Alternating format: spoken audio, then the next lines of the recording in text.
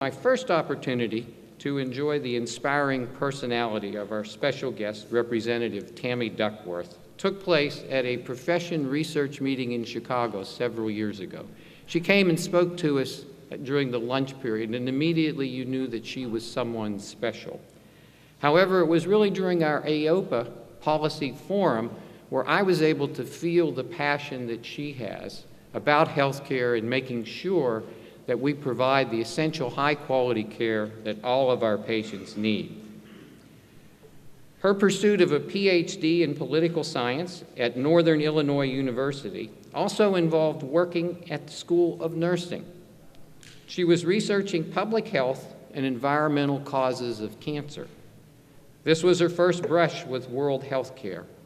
In 2004, she was one of the first Army women to fly combat missions as a result of her deployment to Iraq as a Black Hawk helicopter pilot for the Illinois National Guard. A rocket-propelled grenade hit her helicopter and she lost her legs and partial use of her right arm in the explosion. A year of recovery at Walter Reed Army Hospital Center, and she was one of the highest-ranking patients, led her to becoming an advocate for her fellow soldiers and testifying before Congress for veterans and wounded warriors.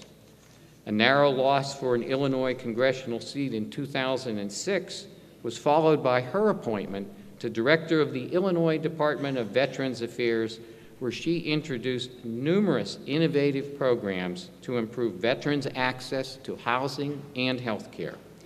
Her next challenge came via our president. President Obama named her to be the Assistant Secretary of Veterans Affairs, and after that, she had a successful run for Congress in 2012, and she is now the Congresswoman from Illinois, just up in the northwest suburbs of Chicago. Her successful run really put into that position someone that knows and understands the plight that we face as clinicians, business people, and our patients. We couldn't hope to have a better person than Congresswoman Duckworth in that job. And so we're proud to have you with us today. Thanks so much for taking the time to join us.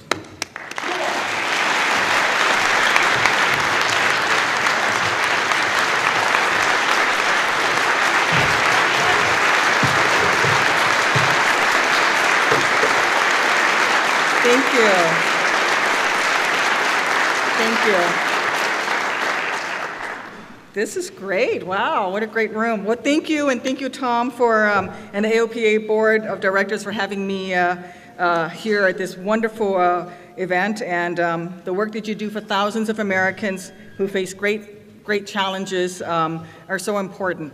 I sort of see my role here today. I'll touch a little bit on what's happening in Washington and the work towards the end, but I really see my role here today as just to be your cheerleader. Because at this time when you're facing RAC audits, at this time when we have real uncertainty in our healthcare system in the United States, when we see challenges all around the world, I sort of feel like you guys need a little love. So I'm here to give you a little love.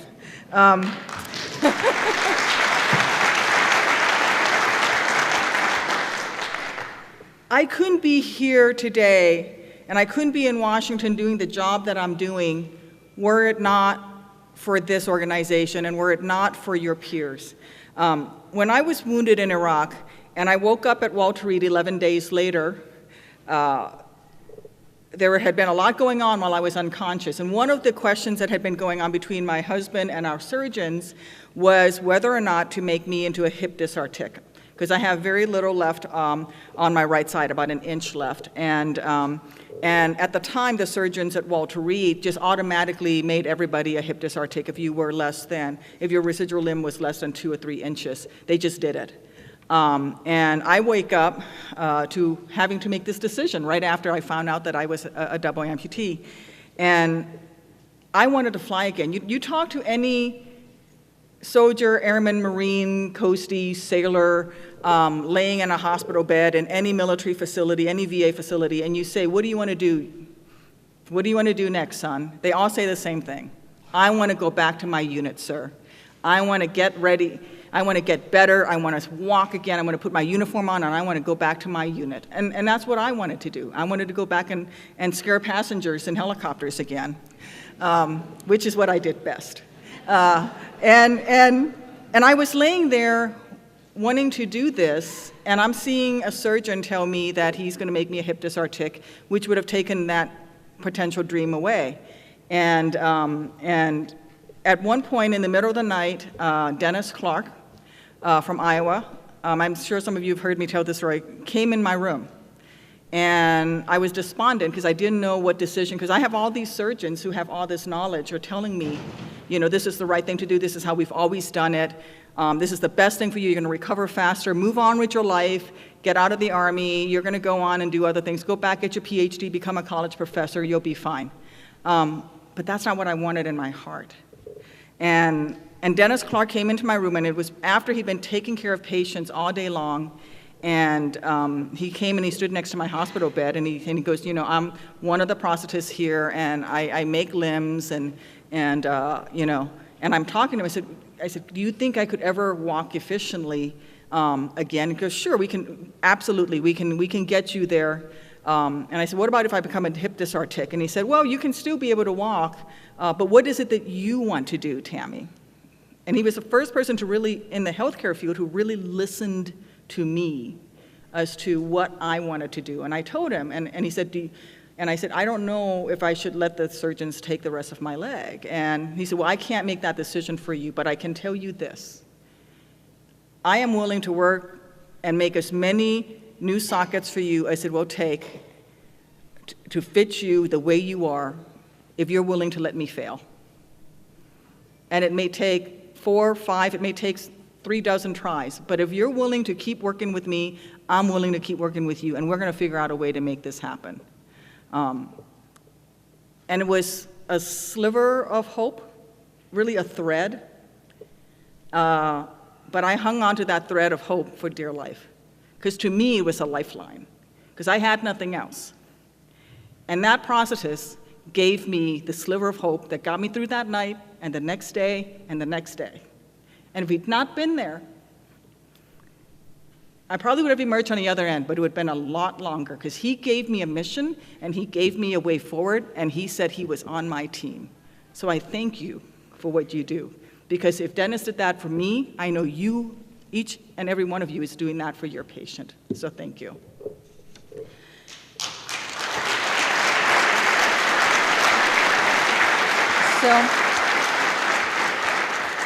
So many, many sockets later, I am up and walking, and I eventually leave Walter Reed and go on to try to run for Congress, and had a very grueling campaign and didn't make it. But during this time, I met Stan Patterson, who is here, I think, maybe not.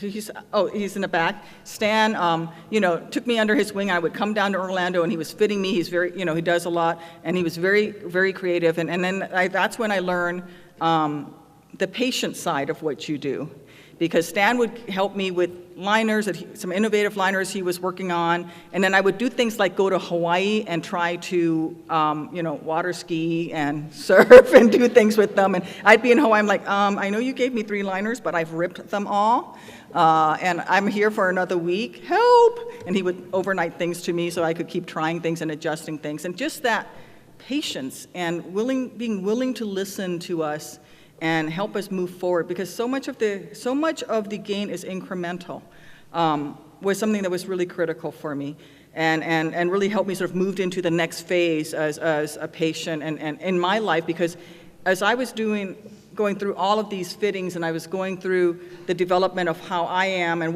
discovering what worked for me and what didn't work for me, I was pursuing all of these other things. I was becoming a veterans advocate. I was working in issues that have to do with veterans homelessness and all of these things that were my passion, and I didn't need the fact that I didn't have legs to get in the way of what I was trying to do. And so, I started working with Chuck and Cyrus back in my hometown, and they've been fantastic. And again, they get a lot of calls from me. I'm in Thailand, and I have blown another knee, or I have done something stupid that I wasn't supposed to do. But who knew you can't go skydiving with a sea leg and try to land on it? Seemed like a good idea at the time. I just split the rotator and I'll hold it up and I'll land on one leg. But I was strapped to a Golden Knight at the time, so it wasn't like I was on my own. I mean, you know, I figure it's a Golden Knight, right?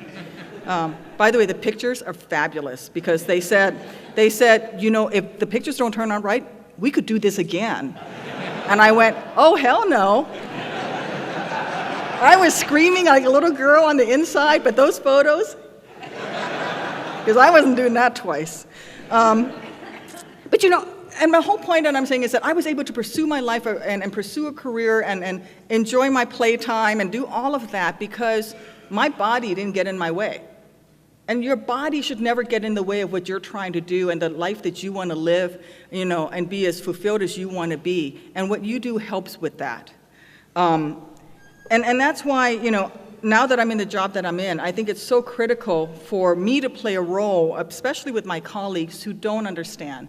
I don't think this is something, the field that you're in, that anyone understands unless you're in the field or unless you have need of your services.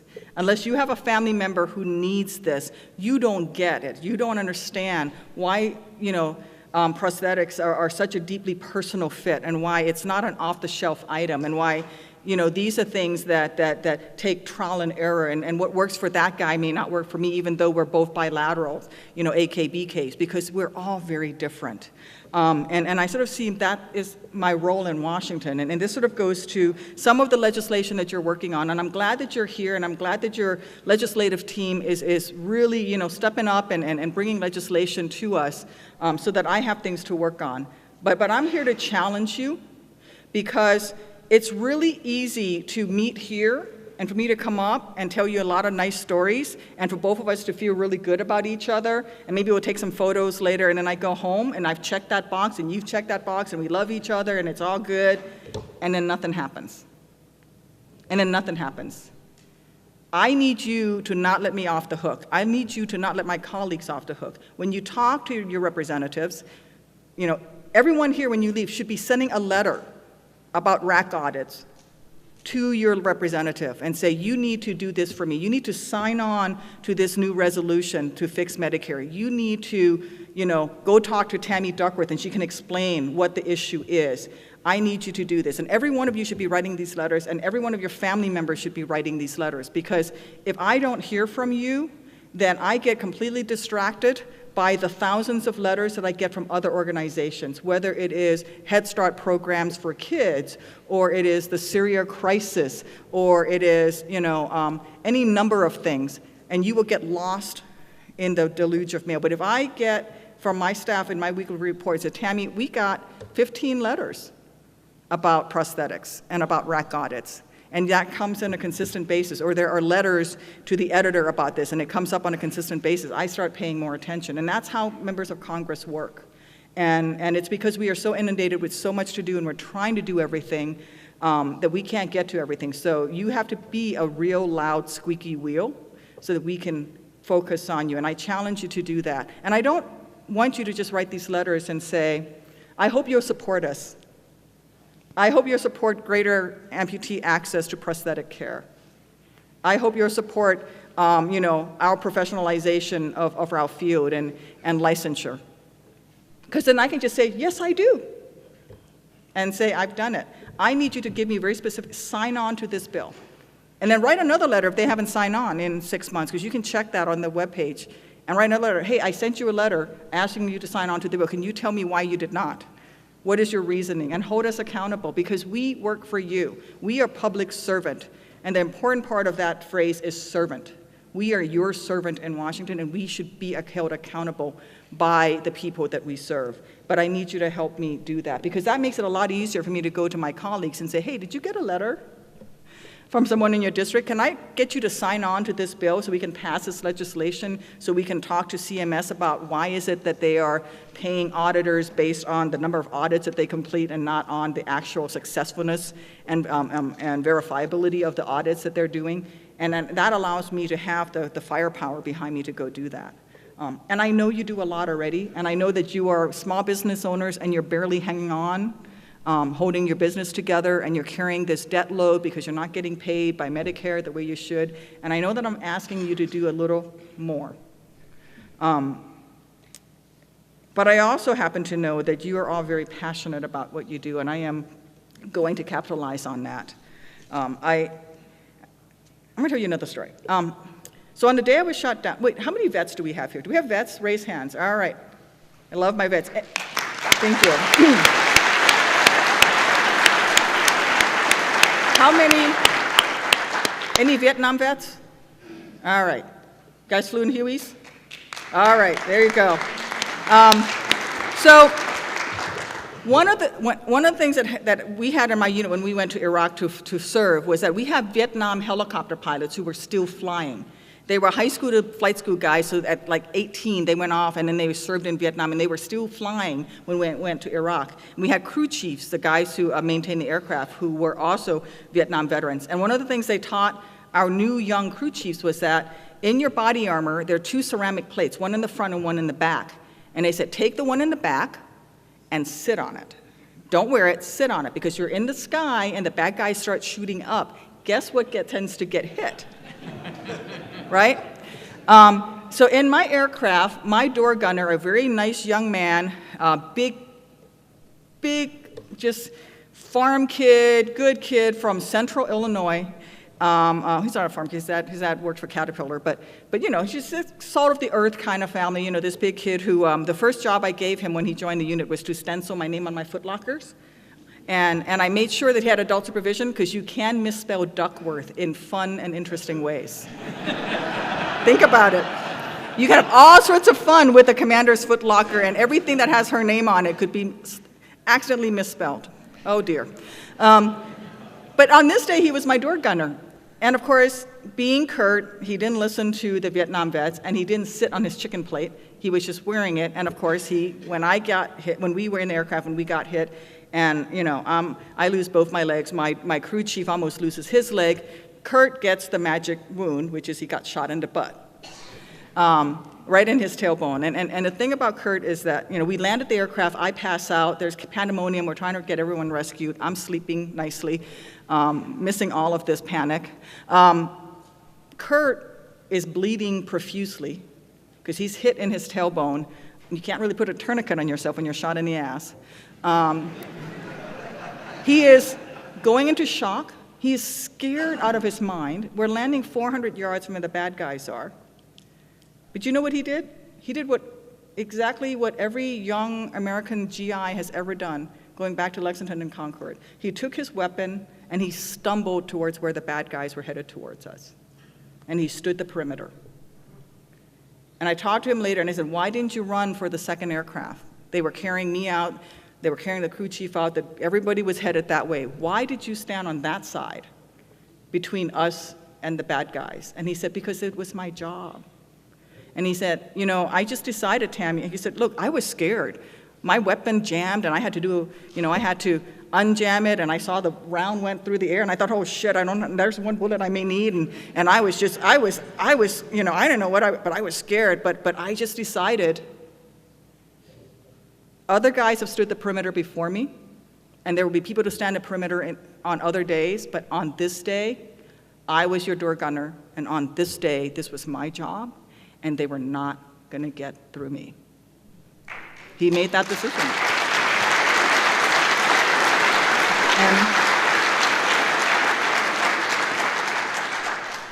And because he was there, he helped us, and we all made it home. And we're fine. Kurt now flies Black Hawks, God help us. And he flies broken ones because he's a maintenance test pilot now. Just got back from another rotation. He's a wonderful young man with a great scar to show the girls in the O Club. With, you know, why, yes, I have a Purple Heart. Would you like to see the scar? You know, he's a warrant officer now. But I think about Kurt a lot. You know, I sent a letter to Health and Human Services asking that they review their policies for auditing the prosthetics industry. You know, I'm signing on to the Medicare bill. I'm going to talk to all of my colleagues and do everything that I can. And I know I'm asking a lot of you. And I know that there are days when you don't want to go to work and you don't want to do anything more because you've just had enough. And that is fine. We all have different motivations. And our motivations change from day to day, and it's fine to have those mornings when you just want to stay home in bed or you just want to be with your kids. And the heck with the audits and the heck with the insurance paperwork, and yes, there are all of these patients who need to see me, but I just need a break. And that is perfectly fine. And if your motivation is to run a successful business, to make some good money and take care of your family and be able to send your kids to college, that's fine too, because that's the American dream. And those are all great motivations. But I want you to remember the story about Kurt on those days when people like me come to you and say, could you please just do one more thing? Could you please just write some letters, ask your friends and your family members to write letters? Can you please do this additional thing? Because there are all of these people out there who need your help, who were like me on that day when I needed Dennis Clark so much, and I didn't even know it until he walked into that room. That day when I needed my peer visitors like Jack Farley, I think, who's here, and Tom and Elle Porter, and all of those peer visitors, and I didn't even know that I needed them, and I was barely hanging on. There are those people out there right now. And so on those days when you're not sure if you just have an extra 30 seconds, and if you had an extra 30 seconds, you'd rather go to the bathroom because you haven't gone in hours, because you haven't taken a break, and I'm asking you to do something else, I want you to think about Kurt, because we're all in this together, and I need for you to be, on that day, to be the one to say, you know what? Not today. Other people have fought this fight, and other young and upcoming prosthetists and orthotists will fight this fight in the future, but today, I'm here for this fight. Today, I'm gonna do this. And we're not going to let this fail, because I'm gonna be here and I'm gonna do this. And I thank you for that, because the most rewarding part about my job is not the great parking that I get in Washington, which I do. I mean, handicap congressional. It don't get better than that. I mean, I'm like right next to the Capitol, the entrance. It's awesome. I should like, the best part about my job is I get to be a servant to the public. Is I get to serve you and I get to give a little something back, because I shouldn't be here. I should have died in Iraq, but I had buddies who carried me out. I had Kurt who stood the perimeter. You know, when I lost hope, I had all of the healthcare professionals who helped me along the way, who gave me hope when I needed it, who were there for me when I didn't even know that I needed it. And so every day for me is a chance to pay that back. It's a chance to say, all right, I owe a lot of really good people who helped me when they didn't even know who I was. And I need to do this. And so I will fight as hard as I possibly can for you. I will recruit as many of my colleagues as I possibly can. But I need your help, because each of you come from all different parts of the nation and the world. And for those who are in the United States, reach out to your representatives. Tell them to get in touch with me so I can talk with them about this. Write those letters. Exercise your rights as American citizens and residents here, and hold your members of Congress accountable, because if you don't, it's really easy with everything else that's going on to let this drop to the side, to go focus on whether or not, you know, we should be bombing Syria. You know, incredibly important issue, but that doesn't mean that we shouldn't be also dealing with RAC audits at the same time. And I want to be able to keep doing that. So I thank you for your work. I thank you for defending that perimeter for all of us. And, you know, I just am so humbled by the dedication of what you do, because I know if you're anything like Stan, and if you're anything like David Rotter, who takes care of me now, and Sheck and Cyrus, and all of these great businesses, you're probably carrying a lot of people on your books that can't pay. And you're probably doing a lot of charity work. And many of you are probably traveling around the world to provide prosthetics care to people in places where they've never seen prosthetics. And I thank you for that, because I know that you do that. And I am privileged and honored to be able to tell your story to as many people as I can. Because like I said, I wouldn't be here without you. And on the days when I am on the floor of the House of Representatives, if you are completely bored at 3 a.m. and want to turn on C-SPAN 3, you can find me on the floor of the House of Representatives, standing on my prosthesis, talking about everything from you know, the need to end sexual harassment and assault in the military, to Syria, to food stamps, to the need for greater accountability in government. And I do it all on my prosthetic limbs, and I do it because, and I can do it because of you guys. And so know that you're there with me every single day that I'm in Washington. Thank you. And God bless our troops, and God bless America.